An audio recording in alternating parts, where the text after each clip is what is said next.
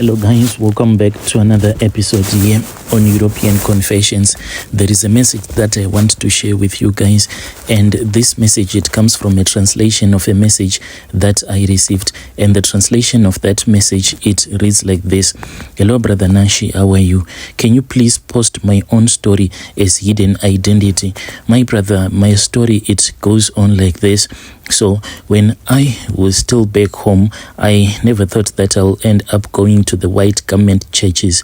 But when I came to South Africa, life proved to be very difficult for me. And you know that when life proves to be very difficult for you, you can do whatever that you think that it is going to give you a little bit of a better life. I then started attending this other church. This was the white garment church. I just went there after one of my friend, the one that I used to work with, because he was a builder, so I was his assistant. So he also went to the white garment church.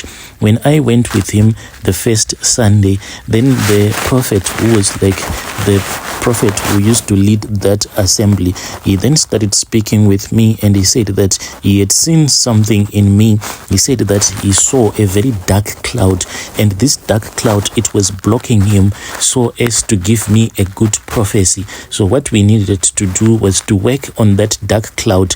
After he would have removed that dark cloud, then he was going to give me a prophecy that could actually change my own life. I then said that it was fair enough. What I was supposed to do was that this man, he was not working, he was just living on prophecies.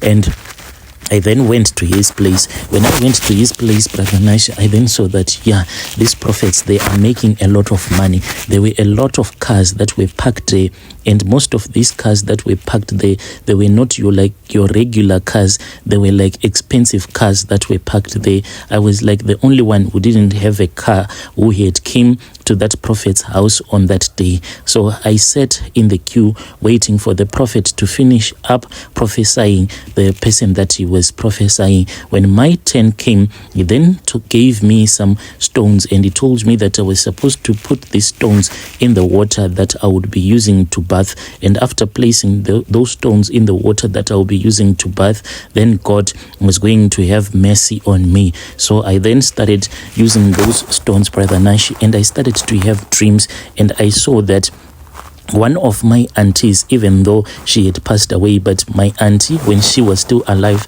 she was someone who was an occultist. Yes, our auntie, she didn't have a lot of money, but people were always afraid of her because she had some grocery stores there in the village. But there were a lot of things that people used to see. I remember this other story that people used to say was like, there was a man who was drunk, and this man, when he was walking back to his house, so he passed through that grocery store that once belonged to our auntie.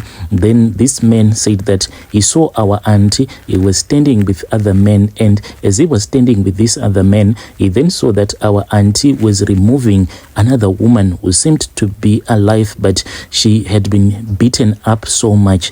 So they removed her from my auntie's car. Then they placed her at the entrance of the shop. After they had placed her at the entrance of the shop, then they stripped that woman naked, as well as my auntie. She stripped herself naked. Then she went on top of that woman, and she started acting as if she was a man. So at that time, Brother Nashi, in our country, for this story to be believed, it was not something that could be believed, that a woman can actually sleep with another woman. This man, after he had started telling the village headman everything that he had seen, he was actually made to pay money, because this was a thing that was unheard of.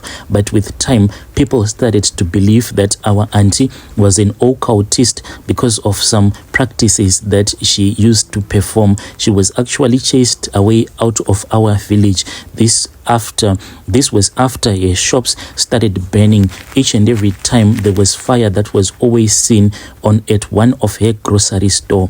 So I then started to dream about my auntie.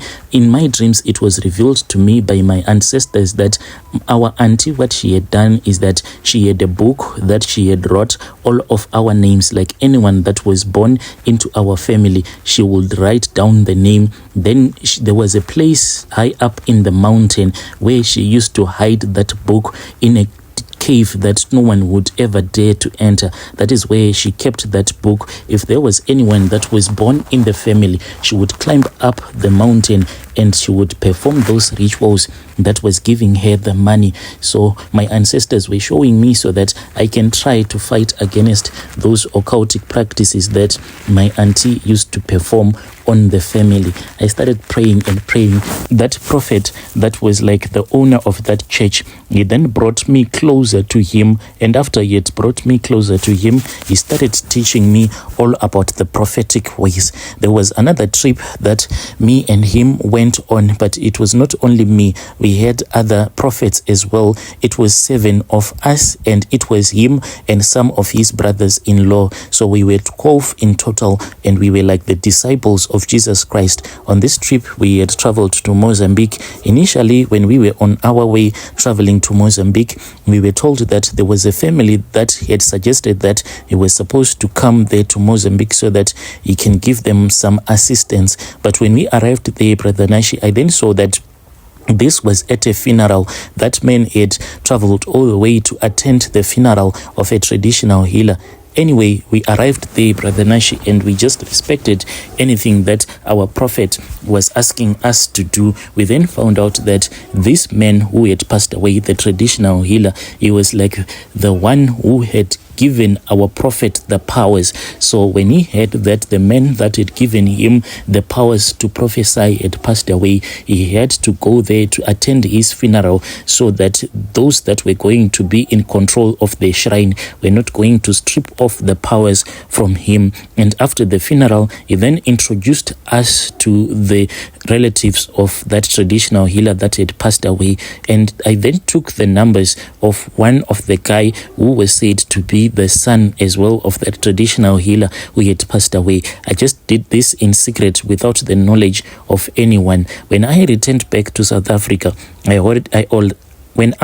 when we returned back to South Africa, I already had a plan that I wanted to do, because I saw that this prophet, he was like making a lot of money. So I then started speaking with that guy who was the son of that traditional healer, and I told him that I also wanted to have the same powers, but I was not supposed to miss these payment plans. I said, okay, how will I give you the money? He told me how I was supposed to give him the money. All that I had to do was to go to any river, but it was supposed to be a flowing river, and I had to go and throw that money in that river. So I agreed. He then told me everything that I was supposed to do so that I can receive these powers. What he told me to do was that I had to look for a place whereby there were a lot of mountains, or a place whereby I could find a lot of stones. And after I had found that place, I had to build sort of like an altar, and at the base of that altar, I was supposed to leave like a wooden cross there. On top of those stones that I would have created looking like an altar, I was supposed to place a clay plate. Then after it would have rained, I was supposed to return back to that place, and then I had to collect the water that will be inside that plate. After doing this, I was going to be a very powerful prophet. I waited, Brother Nashi, for the raining season to come, and when the raining season had arrived, I then went and I found a spot. It was in an area that had a lot of hills. I chose a hill whereby I knew that not a lot of people will climb up that hill. I looked for a lot of stones, and I created sort of like an altar made out of rocks, and then I took one of the clay plates that I had bought, and the cross as well that I had bought. This cross, it was made out of wood, and I just left everything there. I then returned back home. When it started raining, I then went back to that hill where I had created that altar, and I took the water and I placed it inside a 2-liter bottle. It was a lot of water. When I returned back home, to my surprise, Brother Nashi, I found out there was a woman that was waiting for me. me. This woman, she was from Zim as well. She was crying, and I asked her why she was crying, and she told me that her husband had told her that if she cannot fall pregnant for him, then she was supposed to return back home, and he wanted to have another wife so that he can have another child. I then assisted her, and I didn't have any confidence at all. I just gave her some of that water that I had brought with me when I had gone to that altar. I then gave her the water, and she went back to her place, but she then returned back home, and she was really happy, and she told me that God had done it for her. She had fallen pregnant for her husband. So they started coming to my place, and those were like my first customers. They paid me money, Brother Nashi. After they had paid me money, I was even able to pay rent with that money. So this was like a system that each and everyone that would come after helping them, then they would pay me the money. In the beginning of my journey as a prophet, I was able to go and just throw some money in a flowing river. But the more that I was making money, the more the problems that I was having. What happened is that I met this other man who told me that if I was going to strengthen his business as well, strengthening his homestead, he was going to give me one of his cars. And he said that you can choose whatever you want from my cars. The man, he had a Ford Ranger as well as some Range Rovers. So I ended up choosing one of his black Range Rovers, but I was not able to maintain this car. On this other trip, whereby I had gone to assist this other client of mine who was a South African as well, what had happened to this man is that he wanted some money in his business that he didn't want like your clean money. There was some deals that he was supposed to get into, so he wanted some prayers whereby if anything will go wrong, then he will never be arrested. So whilst I was traveling to his place, we did everything, and he had not yet paid me. He said that he was going to give me the money, but this was like month end, since it was a lot of money